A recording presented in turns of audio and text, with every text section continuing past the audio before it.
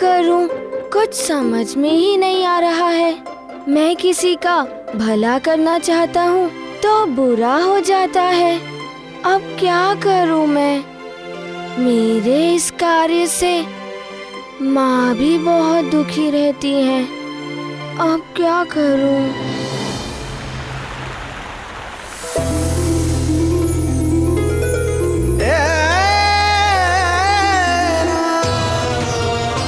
अब तुम माँ हो या महारानी, उससे कोई अंतर नहीं पड़ता। ये श्राप तुम्हें एक पुत्र को जन्म देने तक के लिए ही मिला था। अब तुम्हें सब कुछ त्याग कर स्वर्ग लोक लौटना होगा। मेरे लिए सबसे बड़ा उपहार तो आप ही हैं। बस आप मुझे कभी छोड़कर मत जाना। और स्वर्ग लोक के नियमों का कोई उल्लंघन नहीं कर सकता। तुम भी नहीं। पुंजिक स्थला। समझ में नहीं आ रहा है क्या करूं। ये पीड़ा मुझे भीतर ही भीतर खाए जा रही। किससे कहूं अपने मन की बात? महाराज को पता, माँ को पता। किसी को बता देने से कदाचित ये पीड़ा कम हो जाएगी। सखा, सखा, समझ में नहीं आ रहा है कि मेरे साथ ऐसा क्यों हो रहा है। कब तक नहीं बताऊंगी सबसे। यदि कल मुझे अचानक जाना पड़ा तो एकाएक सब कैसे सह पाएंगे ये?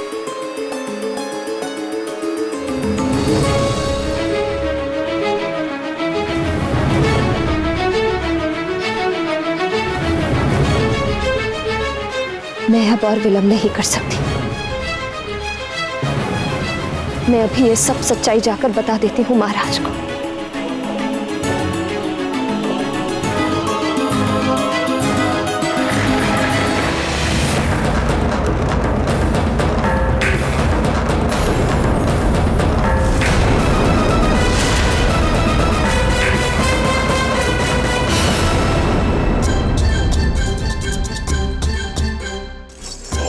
क्या हुआ?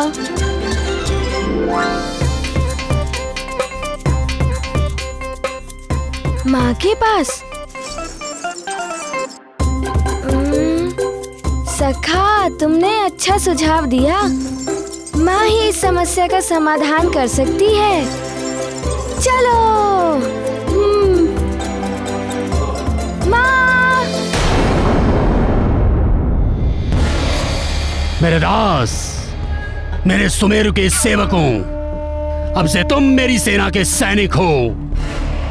तुम सब पर मेरे विष का प्रभाव आरंभ हो गया है। शीघ्र ही तुम सब भी अपने विष से दूसरे मनुष्यों को विषाक्त करने के योग्य हो जाओगे और उसके पश्चात तुम लोग जिस किसी पर भी अपने विष का प्रभाव डालोगे वो तुम्हारी तरह हो जाएगा, मेरा दास हो जाएगा। मेरा दास हो जाएगा।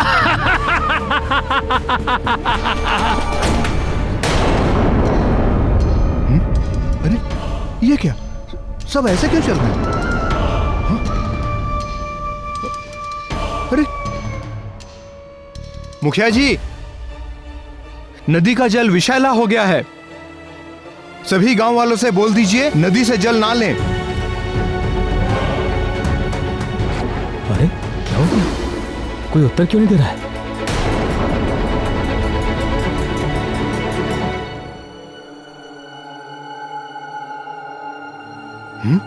कोई उत्तर नहीं। अरे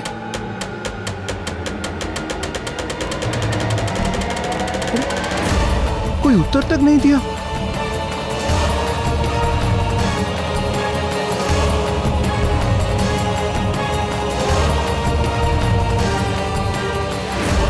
ये मुखिया जी और इन सबको क्या हो गया?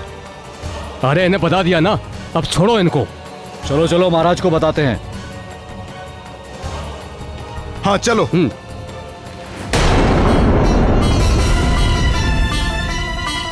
देवराज, आप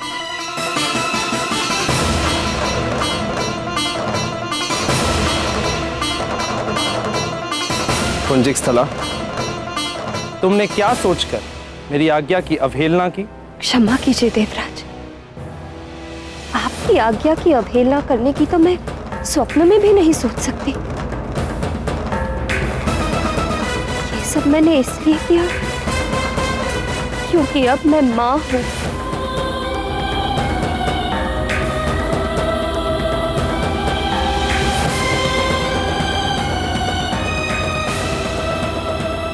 पुंजिक स्थला, तुम तो जानती हो ना कि मृत्युलोक में सब नश्वर है। तुम्हारा ये पुत्र मोह भी तब तक ही है जब तक तुम्हारी ये देह है। उसके पश्चात फिर कौन मां, कैसा पुत्र? तुम कैसे इस मोह माया के चक्र में उलझ गई?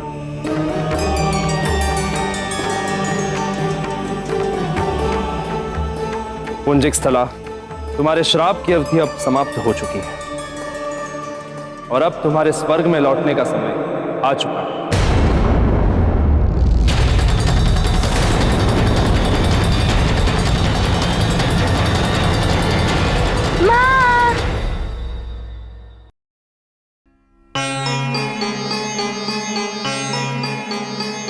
माँ को तो यही होना चाहिए था, कहाँ चली गई?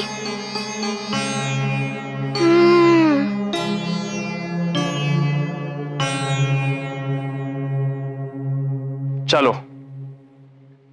मैं तुम्हें ले जाने के लिए आया। नहीं देवराज, अबोध है मेरा हनुमान, मेरे बिना एक पल भी नहीं रह पाएगा। उसे छोड़कर कैसे जाऊं?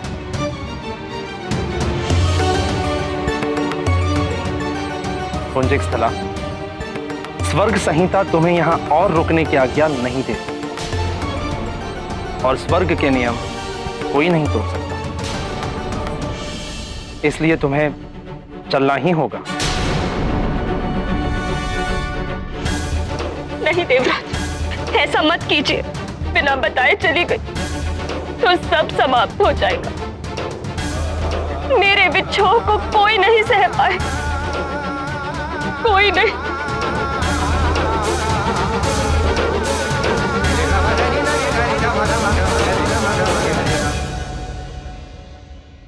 प्रणाम युवराज। सुनिए सुनिए सेवक। जी सेवक, आपने माँ को कहीं देखा है? हाँ युवराज, महारानी जी छत की ओर गई हैं। छत की ओर? जी, प्रणाम युवराज।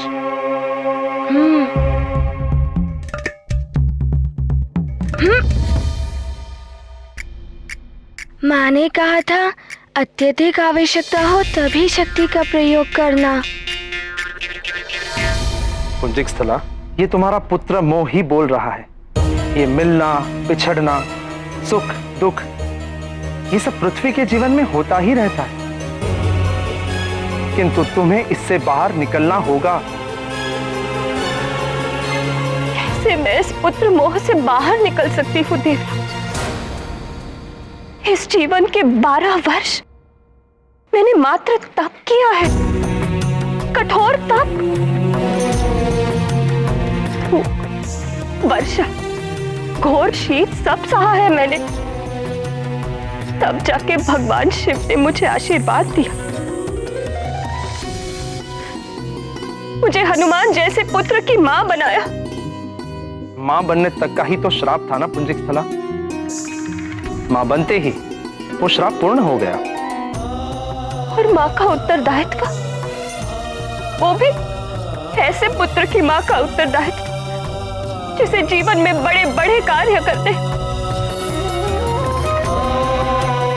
देवराज, मां एक संतान की प्रथम गुरु होती है। मुझे अपने पुत्र को पूर्ण हनुमान बनाना है। आज भी मेरी लोरी सुने बिना सोता नहीं है, भोजन भी मेरे हाथों से ही करता है। और आप कह रहे हैं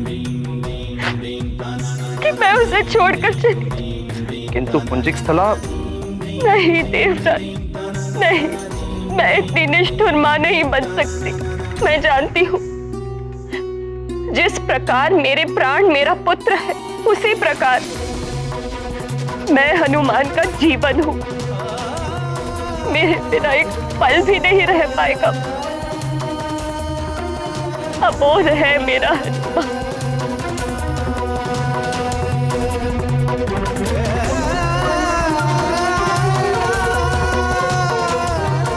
पुंजिक स्थला, हनुमान हो या केसरी हो, श्राप की छाया तो उन पर भी पड़ेगी ही, क्योंकि वो तुम्हारा परिवार है। रही बात स्वर्ग के नियमों की, तो स्वयं महादेव भी इन नियमों को नहीं बदल सकते।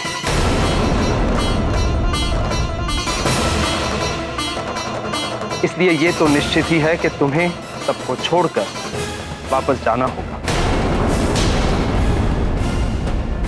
किंतु फिर भी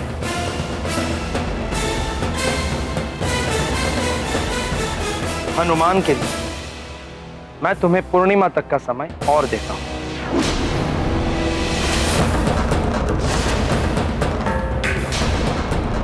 तुम्हें जो भी सिखाना है सिखा दो, तुम्हें जो भी संस्कार देने हैं दे दो। किंतु इतने कम समय में? इतने ही समय में तुम्हें जो भी करना है कर लो। पूर्णिमा के पश्चात तुम इस पृथ्वी पर एक क्षण भी और नहीं रह पाओगे।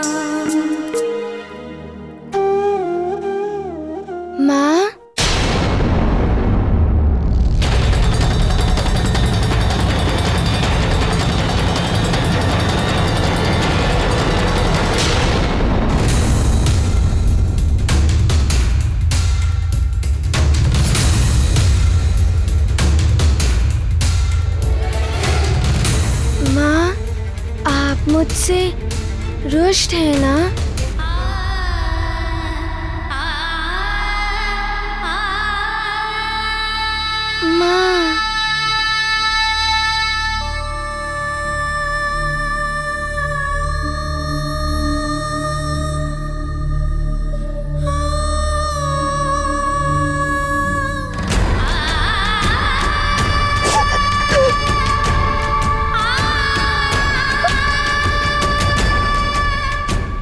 माँ, मुझसे पुनः भूल हो गई। मेरे कारण ही ऋषिवर को कष्ट हुआ ना? माँ को मैंने पुनः पीड़ा पहुंचाई। पूर्णिमा के पश्चात तुम इस पृथ्वी पर एक क्षण भी और नहीं रह पाओगे।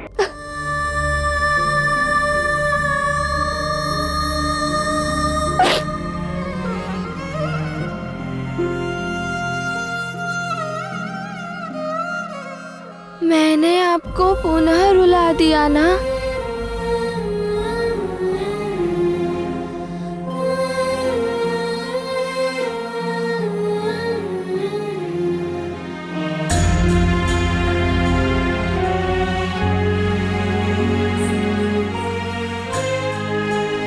माँ, मेरे कारण ही आपको दुख उठाना पड़ रहा है ना? आप रोइए मत, नहीं तो मैं भी रोने लगूंगा और मुझे रोता हुआ आप नहीं देख सकती ना माँ?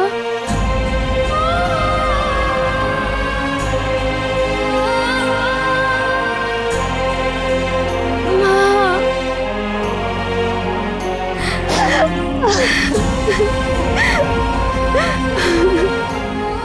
तुम कब बड़े होगे मेरे लाल? कब बड़े होगे?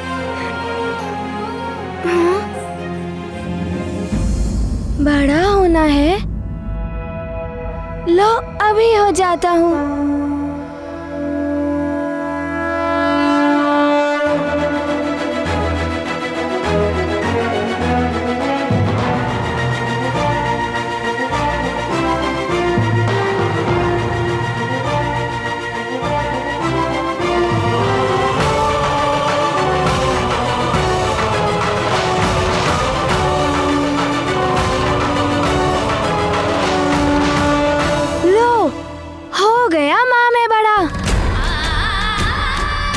आपकी प्रसन्नता के लिए मैं कुछ भी कर सकता हूँ, किंतु आपके नेत्रों में अश्रु नहीं देख सकता।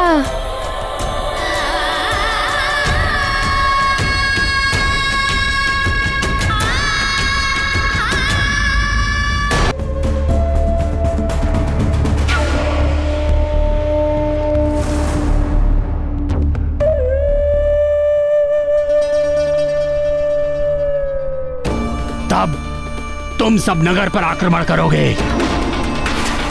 और समस्त सुमेरु वासियों में विष फैलाकर उन्हें अपने ही समान मेरा सेवक बनाओगे। तब तक तुम सब यहीं पर रहोगे।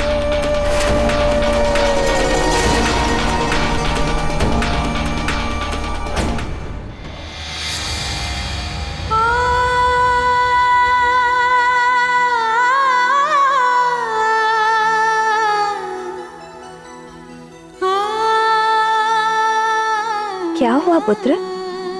नींद नहीं आ रही है? नींद कैसे आएगी माँ?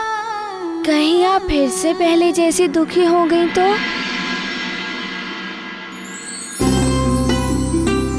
अच्छा एक बात बताओ, यदि मुझे किसी काम से जाना पड़ा तो तुम स्वयं भोजन कर लोगे ना? किसी को तंग तो नहीं करोगे?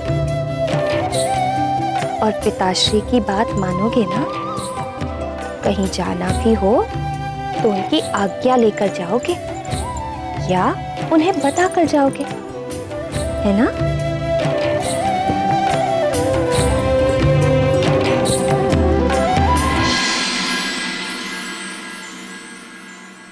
किंतु आप जा कहाँ रही हैं माँ?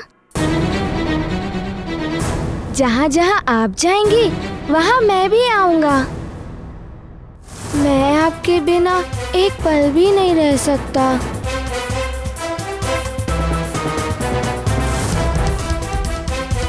हनुमान के लिए मैं तुम्हें पूर्णिमा तक का समय और देता हूँ। तुम्हें जो भी सिखाना है सिखा दो, तुम्हें जो भी संस्कार देने हैं दे दो, जो भी करना है कर लो। पूर्णिमा के पश्चात तुम इस पृथ्वी पर एक क्षण भी और नहीं रह पाओगे।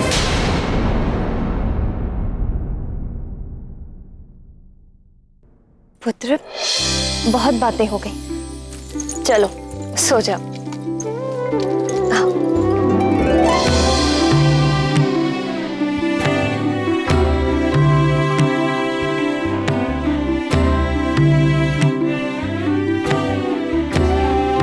लोरी सुनाइए ना माँ।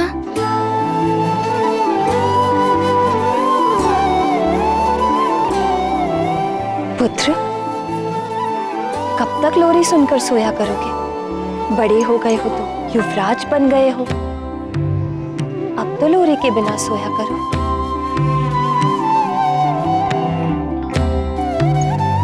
नेत्र बंद करो, नींद आ जाएगी।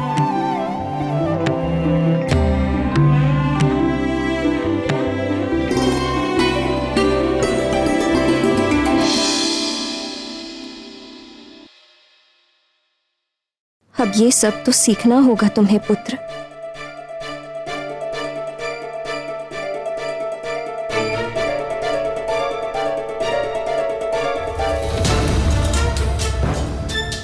सो गया, अब जाकर महाराज को सारा सच बताती हूँ।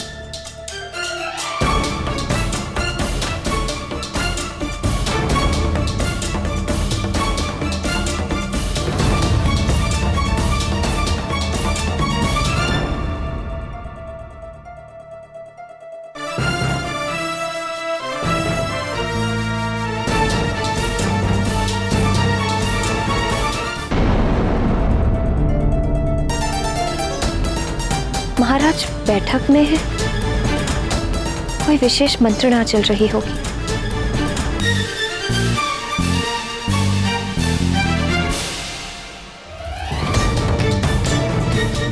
महाराज, उस नदी से ही सारे नगर को पीने के लिए जल मिलता है। नगरवासी ही नहीं बल्कि पशु, पक्षी तथा वनस्पति सभी का जीवन जल से ही जुड़ा हुआ है। यदि जल ही पीने योग्य नहीं रहा महाराज, तो हमारी सुमेरु राजधानी तो बिना युद्ध के ही नष्ट हो जाएगी।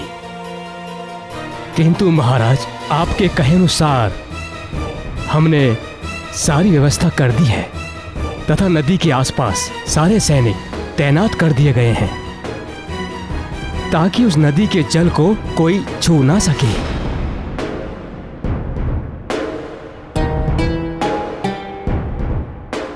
किंतु हमें पूर्णतः सचेत रहना होगा। जब तक नदी का जल पूर्णतः स्वच्छ नहीं हो जाता, तब तक नगरवासियों के लिए जल की वैकल्पिक व्यवस्था भी करनी होगी। इसके लिए आप कुआं खुदवा दीजिए। किंतु महाराज, कुआं खुदवाने में तो अधिक समय लगेगा।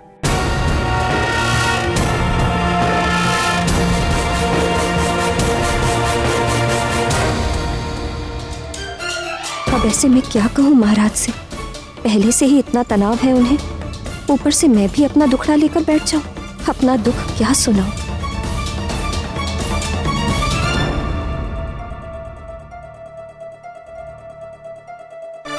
मैं एक युवराज हूँ, मुझे भी कुछ करना चाहिए।